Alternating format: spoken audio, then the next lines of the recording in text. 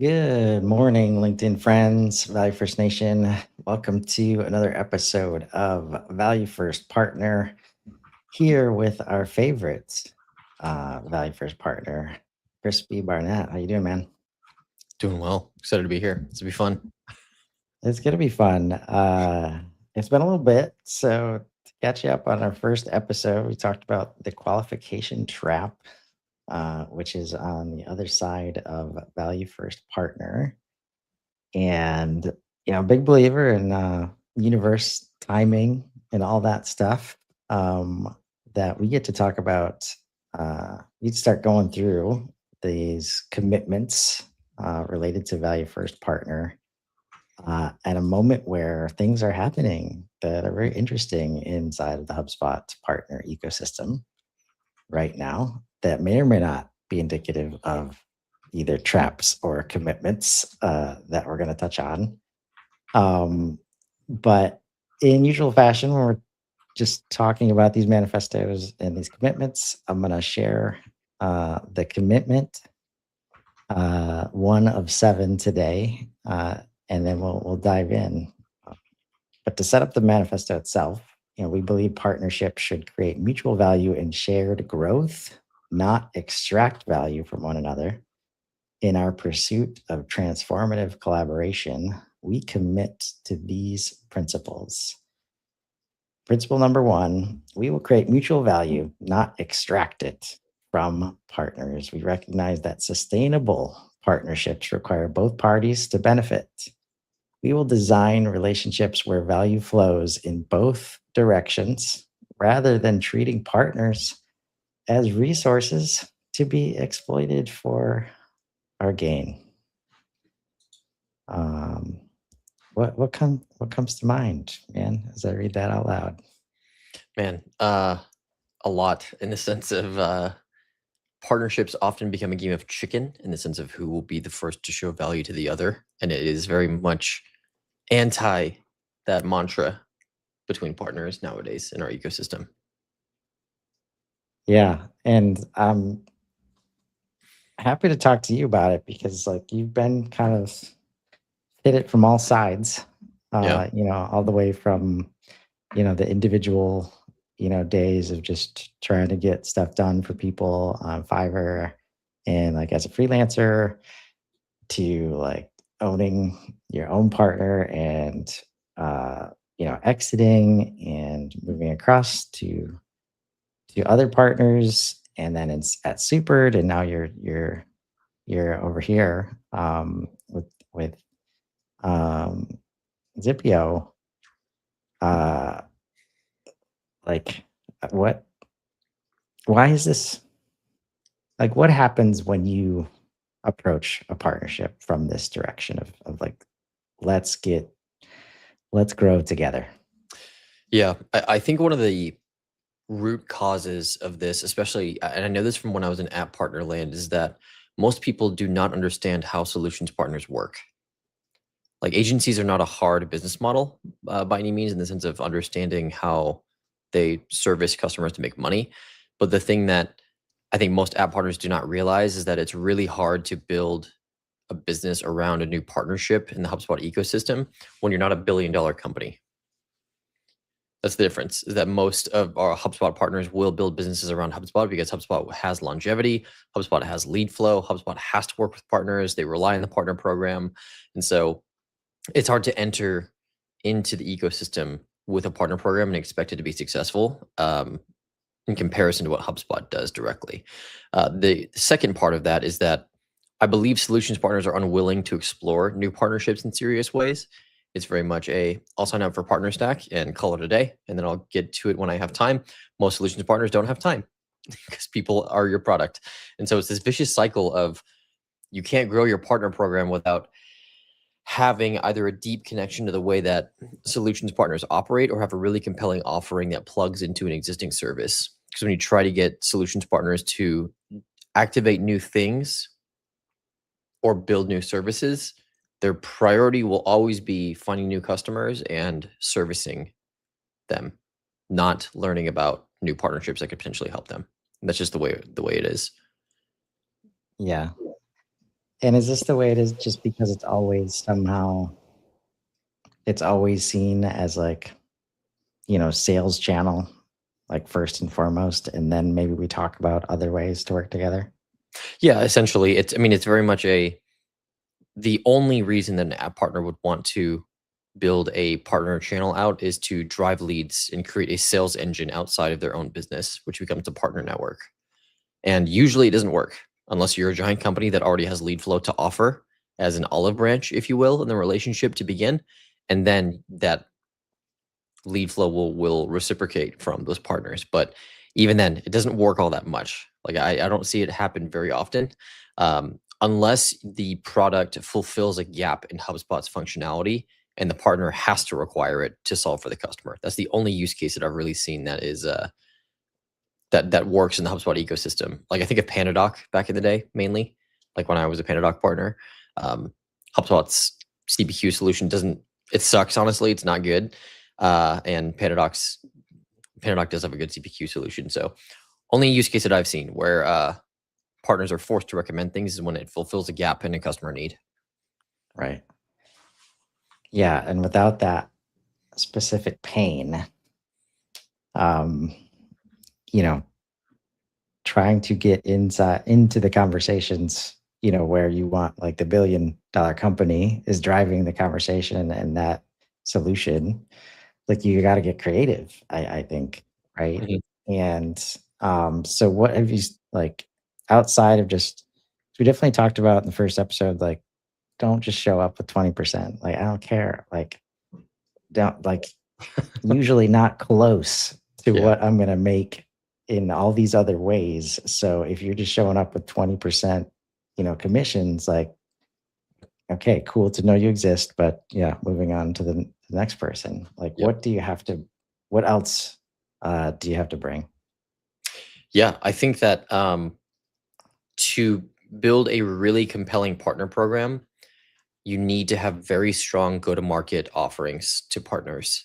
Because I think that in the new age of the way that AI is evolving and tech is evolving and new systems are coming out, like the amount of fucking DMs that I get on a weekly basis from people that are vibe coding platforms is shocking. And so the way that tech is evolving and the way that you can just create whatever you want now, go-to-market will become competitive advantage for people. That will be the thing that distinguishes companies is who has the best go-to-market. So as a partner program, thinking about how can you promote partners in the sense of content creation, go-to-market strategy, offerings that can be, turnkey as possible for them to give them that competitive advantage, both for the service that your product integrates in their business and generally within their own market. Yeah. And there's a bunch of people like wanting to approach it from that direction. And it is kind of like, this is where it's like, if you're used to the game of chicken where the value has been defined as some amount of money, Mhm. right? It's like you can't play that game because they have not defined it as value on their side, Yeah. right? Because when somebody would show up, and this still happens now, and it's very easy for me to, sort out like who I want to work with based on this. It's like, hey, I appreciate, the system that you're working in. Somebody required you somewhere to tell me that you're going to give me 20%. But what if, because I don't see you anywhere on LinkedIn, how about we just do an unboxing? And Mhm. that's how we can provide value. And it's like, some people are like, yeah, let's do that. Others are like, you can see it on their face. They have no idea how to Yeah. evaluate that offer. Right. Yeah. It's interesting. You're totally right. And I think that there's also this element of the go-to-market strategy and it becoming a competitive advantage in the partner program is a double-edged sword. Because if you grow to 200 partners plus, it's no longer a competitive advantage because you've saturated the market with a really good go-to-market offering and you've risen the standard within the market, which means it's no longer unique to anyone. And so the best example that I've seen of how someone has solved this is Clay. Clay has stopped accepting new partners, which is awesome because right now they're in a redefinition phase of their partner program and they're going to weed out a whole bunch of people or a whole bunch of companies that are not good partners and only focus on the top of the table. in their partner program and give the go-to-market strategy to those top partners. That is the best way to do it. Yeah, that's a great segue into some choices HubSpot has been making recently. And even as we move over in this direction, like whether it's from the bottom or from the top, I think like if you're in a spot where somebody could say, let's co-market together, and you have no idea how to evaluate that because your whole program's built around 20%. Mhm. Like this is why these commitments, mutual value instead of value extraction. You can literally ask me directly, is 20% gonna help me grow?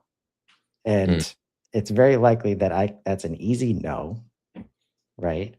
But the ability to just co-market and take a little bit of the burden off of like showing up in this way, huge. Like, yeah, that's more audience. Like that's like guaranteed in those situations. If you're not showing up and now you get to show up, it's more eyeballs, it's more exposure than you would have had before. And most of the time you can go back to, the leadership team and say, hey, this is this form of growth. It's a different form of value, but it makes sense because we've been struggling to, get the name out there. Mm. Right. So from the bottom, now from the top, and go wherever you want to go with this. HubSpot and like the partner program, right? And I hope we get to, defining the word partner is important, I think, and just the many different ways that we can show up as partners in a market together, right? Because very recently, HubSpot said they're sunsetting the solutions provider program in August, and aside from the fact that it's always been kind of hard to understand solutions provider versus solutions partner, and even within those lanes, like who are you, how much do you actually know about HubSpot, like do the certifications you're trying, like it's been hard to say, okay, you're going to be the partner that can help our business for sure. Mhm. Right, which is a solve that like HubSpot's responsible for solving that problem, in my opinion. And so like if you can respond to that in terms of like the challenges you've seen and how you've maybe like advised your other colleagues within your orgs, but even talking to talking to HubSpot themselves, how they Mhm. navigate to get to like helping with some of the clarity inside of the market. Yeah. That's a good question. I don't think HubSpot fully knows what it's doing when it comes to partner motion all that much. Like a good example of this is, um, so I was a provider first for like 2 days, and then I became a HubSpot partner back when I began my journey because I quickly realized the competitive difference that partner had compared to provider was double the commission, and it was a lifetime at that point in time. So then now that no longer exists in any tier, which is like fucking stupid, number one. And then number two, when they came out with stuff like accreditations, which gives you, prioritized routing of like leads and big deals that they work with, that further like corrupted the idea of what a provider would be. Like it basically destroyed the provider program at that point in time when accreditations were released years ago. But this was not a thing that was just random that should have surprised the ecosystem. Like providers have been getting suppressed more and more and more with the partner motions that have been happening. Uh, and I have a weird theory on this, and I believe it's because partners know the product better than most sales reps do at HubSpot, in my opinion. And I would venture that out into most solutions engineers as well. Like the SEs at Yeah. HubSpot are generally unimpressive in my experience. Like I've never been impressed by a solutions engineer that knows the product as well as anyone else. And I can say that as winner of the admin arena. Like I'm a fucking baller in HubSpot. I know that. And no one can touch my shit when it comes to solution engineering. Like no one.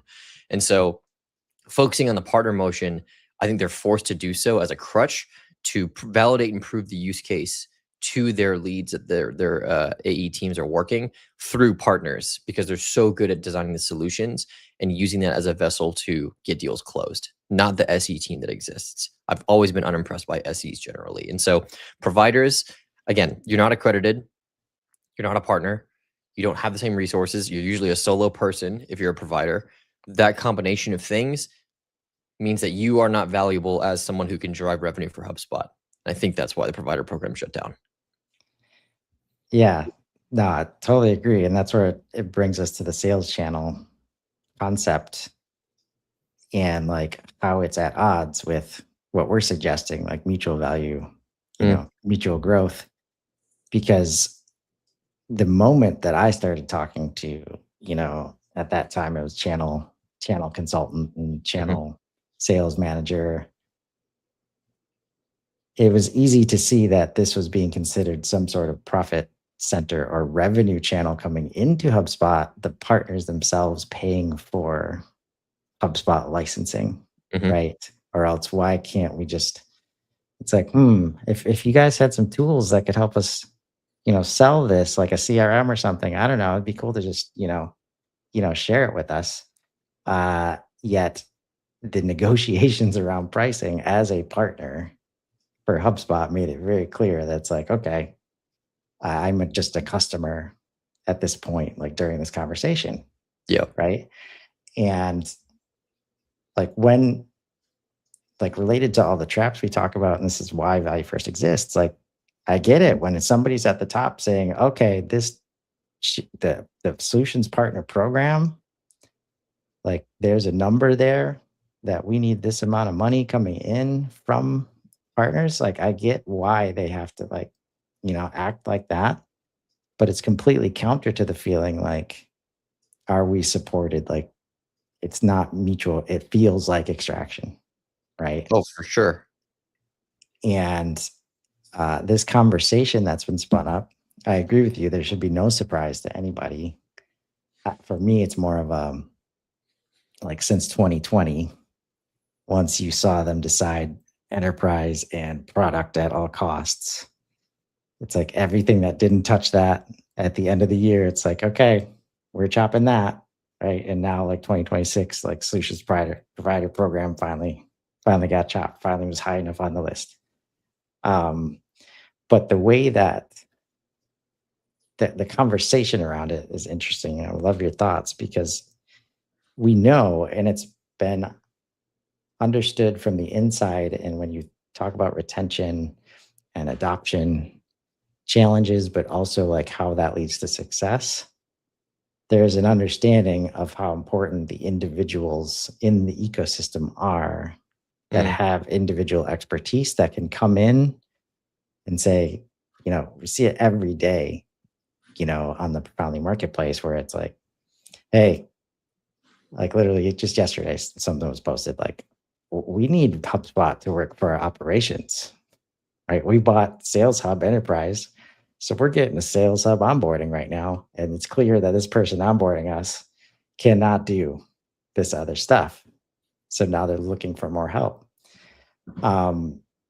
As this community of like coaches and consultants, like how would you, does it resonate first like that? There is value there for HubSpot in terms of we've got the partner part, we need to sell. We need as much help selling as we can get. Totally understand that. But it's clear that you also need that on the other side of like adoption and even onboarding in this case, a group outside of HubSpot that clearly understands, specific market, vertical, horizontal, like whatever, however you want to put it.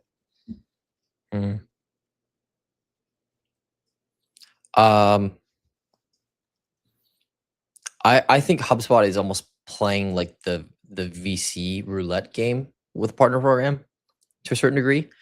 So a good example of this is partners could stop selling HubSpot altogether, and that is still $2.5 million per year, maybe more, probably more, to be honest, from the partner program with the way that they've designed it. So they've put all these little bets in all these little businesses that will continuously pay them every month.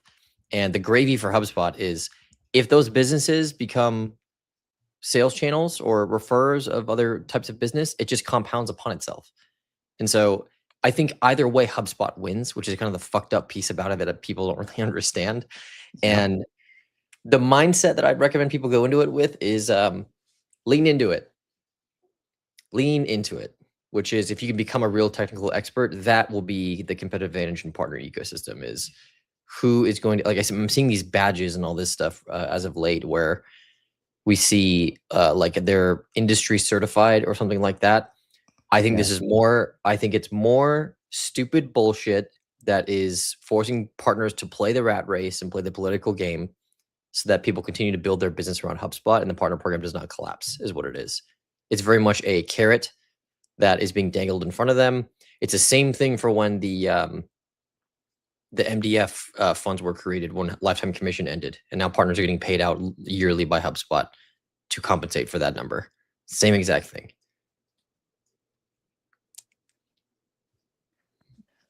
So if you were, let's say, so the thing that sticks with me is like, again, and Value-First is specifically trying to take on this challenge of just because it's not measurable doesn't mean, one, it's not valuable, and two, you don't have to figure out a way to measure it. Like, right? And because that's what I'm seeing where I think the conversation around $15 a month versus $400 a month, like that's not a productive conversation at all. Like if you position yourself as an expert, like that should not be the stopper here, right? Yep. But when you know that there is value being created from this group of people and their value is not selling more HubSpot and it's not building HubSpot on behalf of people. It's helping people know how to use HubSpot so that they will stay customers, and like there's value understood related to retention and adoption metrics specifically, right? But they don't know how to incentivize this group of people because it's hard to measure. It's not sales. If you were in that position where it's like, hey, we need to, like, this group is just as important as this group, and we can't, like, we don't just get to say, oh, it's hard to measure, so we're not going to do it.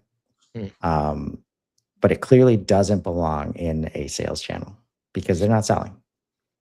Are there any other ways for HubSpot to say, like, and support, this group of people? Or should this group of people just be like, we know that we're going to be fighting on behalf of HubSpot and we shouldn't expect anything from their side?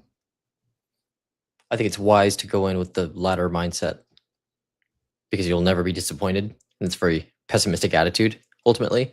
But I can say this as someone who's now been part of 3 solutions partner businesses. And this is my final one, I'll say that. And I'm not building a business around HubSpot for a reason. Because I've been through this fucking rat race many times before. And I know how the game is played. And I know the political channels and the people and all these other things that carry the most amount of impact compared to technical depth or amount of revenue or anything like that. Politics will always prevail, which is like fucking stupid. In addition, the thing to do if we're thinking about value first is the best partner to look out for is your own business, number one. And figuring out how you can like kind of flip the table in the sense of how can I use this partner to drive value for me? And that's exactly how the HubSpot partner program works. Flip the mindset. Treat yourself as the partner. Treat yourself as the HubSpot. I would argue that most HubSpot partners, especially those in the Platinum, Diamond, and Elite tier, likely prioritize HubSpot above their own business, which is wild to me. Wild to me. Do not do that. Should be the lesson from this. Like, your business is number one, not HubSpot. Yep. Yeah, no, I agree. That said, and again, if you can come think of it like if there's anything to be like, Yeah. if HubSpot can help you, right, grow in any way, because it's just the platform that we like, and like for all the reasons that we're here in the first place, right? Because you really don't have to pay attention to any of the partner program stuff, and you can still drive a lot of value thanks to HubSpot. And it's stuff like if you're an individual coach or consultant, like inbound correspondence, program, right? Like showing up in the community in different ways, right? To where you can impact users directly. Reddit is another example. Like when you're showing up and you're just answering questions, like, and that HubSpot's probably not going to do that. There's a huge gap there that they're leaving open for anybody, because you also know HubSpot solutions partners are not incentivized at all to do that, other than the go-to-market strategy. Like they're actually highly incentivized to do that. They're just not going to do it. Yes. Right. So there's this space. So I think the only way to get there is like, what do I need from HubSpot? And at the end of the day, if all we're going to get is HubSpot product, but if that also means access to HubSpot product managers and building these other relationships in the community, ton of value to be had. And that's where, just like the partners that show up, the app partners that say, hey, here's 20%. It's like, okay, cool. How about this instead? If you show up in this way, like HubSpot really doesn't know what to do with this group of people, like, in my opinion. And meanwhile, we know on the community side, like they're like, yeah, like, come on in. Like, their support is growing there, that we've seen like inbound correspondence program last year. And they need help. Like they are the $1 billion organization that needs help with understanding how to harness the community effort. Right. And if you're willing to say, okay, being known in this community is going to help me, there's plenty of opportunity to go and make that happen, for yourself. Right. So, yeah, timely commitment, number one here. I do think it's that simple, folks. Like mutual value, decide on what that can be on both sides, right? At the end of the day, helping people with a platform like HubSpot, any SaaS tool using AI, right? It's going to drive value for that platform. They're not going to see you. They're not going to acknowledge you for doing it. But if that's all you get, you can show up in your way, right? Next week, we're going to be talking about commitment 2. We will build genuine relationships, not transactional exchanges. So we'll be back next week for more spicy conversations around how to be better partners and value-first partners. Thanks so much, Chris. It was great talking to you, man. Sounds good. Thank you, sir.